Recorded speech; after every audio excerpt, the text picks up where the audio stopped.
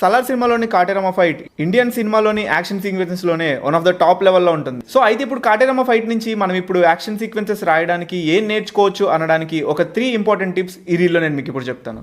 And guys, welcome to the 100 days of film making day 18. So point number 1, setting and after math. ఒక సినిమాలోని action sequence fight చాలా బాగా work out అవ్వాలి అంటే దానికి ముందు మీరు ప్రిపేర్ చేసే ప్రిపరేషన్, సెట్టింగ్, ఒకవేళ ఆ ఫైట్ అయితే గనక ఆ ఎంటైర్ స్టోరీలో కానీ వరల్డ్ లో కానీ వచ్చే చేంజెస్ ఏమున్నాయి, మీ క్యారెక్టర్స్ కి వచ్చే స్టేక్స్ ఏమున్నాయని మీరు క్లియర్ గా చూపించినప్పుడు తెలియకుండానే ఆ పర్టికులర్ యాక్షన్ సీక్వెన్స్ లో ఒక టెన్షన్ అనేది బిల్డ్ అవుతుంది. క్యారెక్టర్స్ ఇప్పుడు సినిమాలోని ఎంత పెద్ద అవరోధాన్ని దాటడానికి ముందుకెళ్తున్నారు, ఎంత పెద్ద ఫైట్ చేస్తున్నారు, దీనివల్ల అది ఎంతమందికి హెల్ప్ అవుతుంది అనేది clear setting and after math ఉన్నప్పుడు మీకు ఆ ఫైట్ చాలా ఇంట్రెస్టింగ్గా క్రియేట్ అవుతుంది. సలార్లోని కాటేరమ్మ ఫైట్తో పాటు ఛత్రపతిలోని ఒక్క అడుగు ఫైట్ కూడా ఎగ్జాక్ట్గా ఇదే రూల్ని ఫాలో అవుతుంది. Point number 2, focus on the character and emotion. So fight అంటే నథింగ్ బట్ ఒక గుంపుని ఒకటి కొట్టడమో, లేదంటే 2 గుంపులు కొట్టేసుకోవడమో, లేదంటే 1 vs 1 కొట్టుకోవడమో, ఇంతే ఉంటుంది.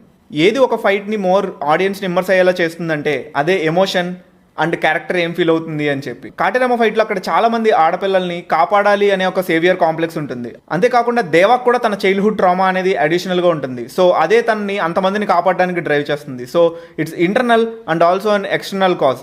సో ఈ ఎమోషన్ అంతా వర్కౌట్ అయ్యి Kateramma fight one of the best fights in అయింది. Point number 3, use environment creatively. అంటే ఎలాంటి ఒక సినిమాలో అయితే ఏదో ర్యాండమ్ ప్లేస్లో 2 వ్యక్తులు కొట్టుకున్నారు అనేటట్టు కాకుండా ఒక ప్లేస్ని సెటప్ చేసి ఆ ప్లేస్ లోపల ఫైట్ చేసుకుంటూ ఆ ప్లేస్ లోపల ఉన్న థింగ్స్ని యూస్ చేసుకుంటూ ఫైట్ జరిగితే అది చాలా ఇంట్రెస్టింగ్గా క్రియేట్ అవుతుంది.